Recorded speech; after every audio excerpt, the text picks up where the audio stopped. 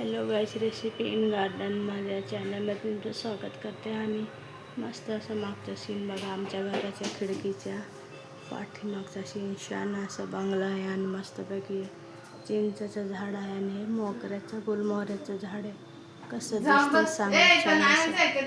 तोपर्यंत इथे मी मस्तपैकी असे बारीक कट करून घेतलेला कांदा आणि इथं मिरची मसाले काढून घेतलेले आहेत आणि बघू शकता गवार मस्तपैकी छान अशी उकळून घेतलेली आहे.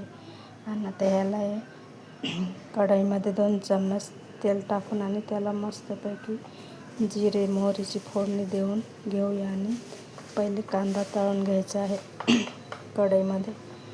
आणि रेसिपी कशी वाटली ते मला नक्कीच कमेंट बॉक्समध्ये सांगा. आणि गवाराच्या शेंगा मस्तपैकी अशा पहिलेच उकडून घेतलेले आहे. मस्तपैकी उकडून तयार झालेले आहे आणि पाणी पूर्णपणे मी इथं निथरून घेतलेलं आहे आणि आता मी कढई ठेवून घेतलेली आहे. तर मग कढईमध्ये आपण 2 चमचे तेल टाकून भाजी सुकी भाजी तयार करून घ्यायची. हां, गेले काम. असेच नवीन रेसिपी बघण्यासाठी पप्पा गेले कामाला. चॅनलला फॉलो करा. पप्पा गेले कामाला ना. तर मी आता कढईत तेल टाकून घेणार आहे. आणणार आहे. मस्त असं बारीक कांदा कापून घेतलेला आहे. आज सिंपलच बनवणार आहे, जेणेकरून साधी भाजी तयार केली तरी छान लागते खायला. आणि मस्तपैकी अशी काही न टाकता मी झटक्यापट तयार करून घेणार आहे. तर व्हिडिओ स्किप न करता पूर्णपणे बघा. नवनवीन रेसिपी बघण्यासाठी क्लिक करा आणि सबस्क्राईब करा. तर बघू शकता 2 चमच तेल टाकून कढई तापलेले आहे. 2 चमच तेल टाकलेले आहे कढईमध्ये. पूर्ण तेल तापलं की जिरे मोहरी टाकून घ्यायचे आहे फोडणीसाठी. आणि व्हिडिओ शॉर्टपर्यंत बघा.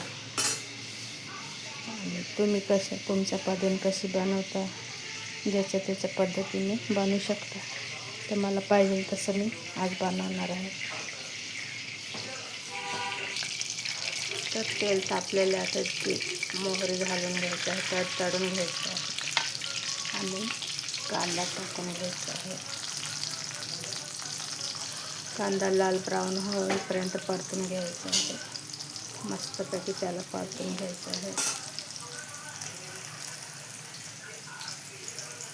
आता इथं मी मसाले सुद्धा घालून घेतलेले आहेत. मस्तपैकी पूर्ण त्याला मिक्स होईपर्यंत त्याला परतून घेणार आहे मस्तपैकी. आणि नंतर शेंगा सोडून घ्यायच्या आहेत उकडलेल्या.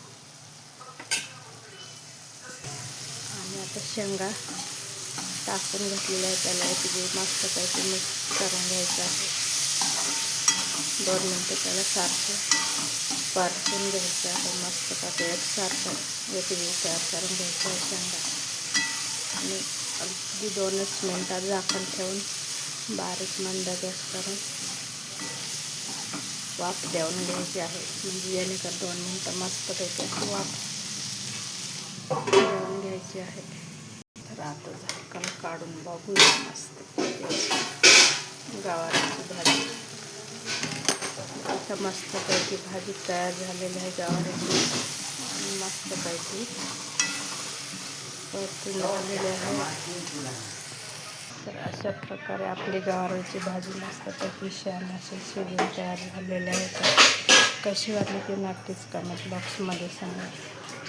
मस्तपैकी अशी उकळून म्हणजे शिजून तयार झालेली आहे भाजी. नक्कीच कमेंट बॉक्समध्ये सांगा. तर ओके, बाय.